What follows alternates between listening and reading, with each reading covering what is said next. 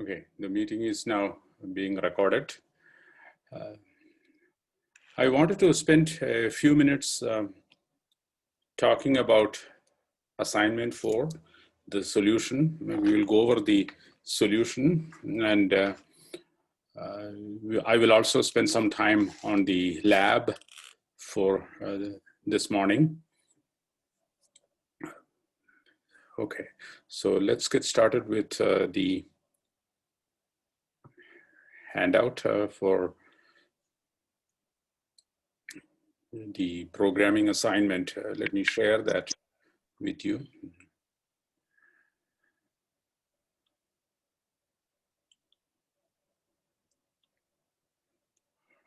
All right, here is the assignment handout. You all remember what asked for, and ultimately you will come up with a box and 4 bars or rectangles colored like this with the percentages written at the top. So that was the output, and these heights would depend on the number of people who chose the different colors, right? That is essentially what you had to do. And the question is, how do you go about solving a problem like this? I think it must have helped you realize that you cannot solve a problem simply by running to the machine and then typing in whatever comes to your mind. That never works unless the problem is extremely simple. You have to sit down and look at what is being asked and come up with a design. Otherwise, it is a hopeless task. I wanted that message conveyed through the lab that we had on Turtle, as well as this assignment. You are making a huge mistake if you start programming right away after seeing a problem. That was my big message with respect to this assignment. How do you solve such a problem? As I have been saying multiple times this semester, I don't know of any way that I can tell you how to solve a specific problem. And I don't believe there is anyone on earth who has found a way. The reason being, if one knows how to solve a problem, then one can write the program that would solve any problem, and it would be the last program that anyone would write, because that would solve all problems, right? So it is impossible to tell somebody how to solve an arbitrary problem. But what you can do is get experience solving problems and see what you have used, what techniques, what tools, what approaches you have used for solving previous problems, and see how you can employ some of them in the future problems that you solve. As you gain more experience, you will get better at it. So you just started programming, so you will get better at solving problems. Don't worry about it. What you need to do is, when you get a problem, see if there is anything that you can borrow from existing solutions to problems you have already solved. You look for patterns. So for example, here we had lab 4, which I will, let me go ahead and share the desktop. That is easier.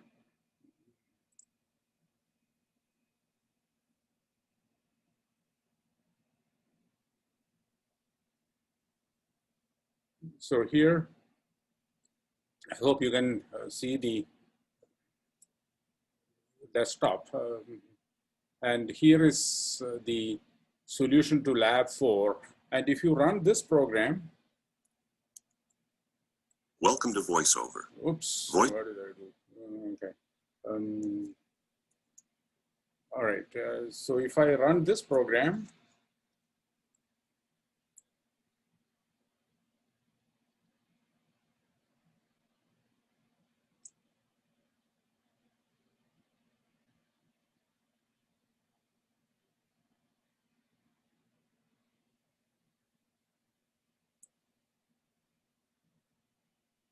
it draws 5 rectangles with the given width and height for the big box here. Now, if you look at this and compare VoiceOver on Acrobat Reader, A4.pdf window, A4.pdf window. You are currently on window. Let me go ahead and suppress this. VoiceOver off. Okay, good. Sorry about that. So if you compare the two problems, here we have 5 rectangles and we have 4 over here. The colors are slightly different. We have red, green, blue, and orange. You have red, yellow, blue, orange, and green in that order. So there are some differences with respect to colors, but the big difference is obviously the heights of these rectangles. Here all the rectangles have the same height. Here we have different height. So a starting point would be to look at the approach taken for this lab and see what you need to do. In this lab, we drew 5 rectangles. So we know how to draw one rectangle and color it and fill it. And we know how to specify the height and width. So the width is simple here, width divided by 5. So that is not the big task. The task is to see how to vary the height. For that, you need to know the concept of percentages. That is why we had a video on D2L to explain what percentages are for those who have forgotten those things from algebra. And you need to read in the 4 numbers for the number of people who chose those colors, and then find the percentage for each of those 4 things. And once you get those percentages, you can figure out how many pixels they will take for this particular window height. For example, if the percentage for red is 10%, this will occupy 10% of the height. So multiply the height by the percentage and divide by 100. That would be the number of pixels. That would be the height for the red rectangle. Similarly, you can find the height for the other 3 rectangles. The other question that some people asked me was how to find the width of these inter-rectangle spaces. Well, you have to sit down and work at it. How do you do that? You know that the width of each one of these is W divided by 5. This is the width of the whole rectangle. Each one of these is W divided by 5. Add them up, you will have 4W divided by 5, 80%. And the rest of it is to be equally divided. How much is the rest? The rest is also W over 5, because this is 4W over 5, and you have W for the width. W minus W times 4 divided by 5 is W over 5. So the width of the 3 inter-rectangle gaps would be, the sum of the widths would be W over 5. So divide that by 3, you will get W over 15. So that is the inter-rectangle gap. Once you have those, you're set. Then you can go ahead and program. So let's take a look at the code for the program. Well, the first few lines of your program would be to read in the width and height of the window and the number of people who chose each of those colors. Then we have the code to compute the percentage of each of those colors. I have shown it only for red. Add up the number of people who chose red, blue, green, and orange. And then percentage reds would be reds divided by the total times 100, and the number of pixels, the height of the red rectangle would be percentage reds divided by 100 times window height. You can do the same thing. You can do these repeatedly to get the heights of the other colors and their percentages. Now we need to have code for drawing the outer rectangle. And we had similar code in the program that I showed you for drawing the circles with the rainbow colors. So you need to go to this location, which is the left bottom corner, and draw 4 lines with the given width and height, and that would complete the rectangle. Then you need to draw the 4 colored rectangles. So set the color to red and move to the bottom left corner of the red rectangle. So you need to figure out where those corners are. So that I have put here in a table. And then draw 4 lines, just as we did in the lab. Only difference is the width and the height. So the width is going to be width divided by 5, and height would be whatever you computed over here.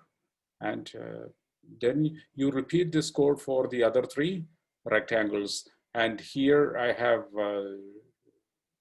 listed the bottom left coordinates of the x coordinates. The y coordinates are all the same for the other 3, or for all 4 rectangles. And here is the final Python code. The only reasonable way to solve this problem is to sit down and figure out the big parameters or the formulae for the various things like the percentages, the heights, the corners, and stuff like that. Of course, this is not the only way to write the program. Some of you have written excellent code, solving the problem quite well. So I hope this helps. Do you have any questions?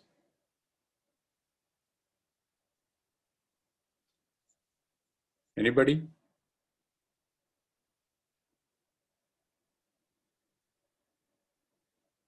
Okay.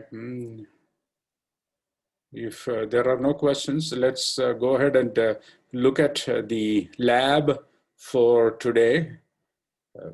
There is one place where you have to, yeah, here, lab, yeah. The lab for today, you have to read this handout very carefully. I recommend that you download this lab right now, the Word document. And what it asks you to do is write a very small or a small part of a program, right? You are not writing the entire program. I'm giving you the first few lines of the program, and you have to write one if-else statement. And the task is this: a company is hiring people for a programming position. They can have one of these 3 degrees, AS, BS, or MS, and the minimum experience is given here in this table, plus this paragraph. What is the minimum qualification? If you have an AS, you should have at least 5 years of programming experience and a total of 10 years of IT experience. So for example, you could have 5 years of programming experience and then spend some time doing help desk or doing some installations, doing some database work, whatever, for a total of 10. So anything that is programming experience is IT experience, but you could have other IT experience. But if you have a BS, you need only 3 years of programming experience but the total IT experience should be 5. And MS minimum is 2, total is 3. You could, of course, have all the experience exclusively through programming. For example, you can have an AS and then have 10 years of programming experience, then you don't need any other experience. Your total IT experience is then 10. Minimum programming experience is met, that is only 5, but you have 10, and minimum total IT experience is 10. But in addition to this, everybody should have at least 1 year of experience in game programming. Okay, so that is the requirement. So what you need to do first is ensure that you understand the problem and that you have some proper test data. So you should have at least 6 of these 8 lines filled with 2 lines for 2 cases, or 2 test cases for AS, 2 test cases for BS, 2 test cases for MS. Each test case should be, or for each degree, there should be 1 case where the person is not qualified and the other case where the person is qualified. That is the first thing you need to do. The next thing is to copy this piece of code here, copy and paste this code into Python program. Maybe you'll have to adjust some of the quotations because they don't transfer very well from the Word document to idle. So you may have to fix those. Once you get those things in, take a careful look at what you are reading in. So read this bulleted item very carefully. Okay. You are reading in the degree. Notice there is no int or anything over here. Then you are reading in the years of programming experience and the years of other IT experience. Notice that this is not the total experience. And you should also ask whether the person has at least 1 year of experience in game programming. Lowercase y or uppercase y means this person has that. Otherwise, this person doesn't have it. Anything other than y or y, lowercase y or uppercase y, means the person doesn't have that experience. And once you have those input values, what your task is to write one if-else statement, nothing else. You cannot read anything more. You cannot have any more assignment statements. You cannot use nested if statements. No elif, nothing. An if and an else. In the if part, you should check all these things for all possible qualifications and then say whether the applicant is qualified. If the test succeeds, you should print the applicant is qualified. Else, you should print the applicant is not qualified. So your big task for this lab is coming up with the logic expression, with the expression to test whether the person is qualified. Simply copy and paste this code into your program without any modifications other than what is needed to fix the issues with codes. And when you write your program, please ensure that no line is more than 80 characters long, okay? You'll see that your logic expression is going to be very long. Split them into multiple lines. Otherwise, you will lose some credit because it would be very hard for me to read your program if it is going beyond the width of the window. And after you write the program, after you write your if statement, ensure that you are not reading any more input. There are no more assignment statements, no nested if, no elif, none of that. I will check for those things myself in your code. Okay, that is the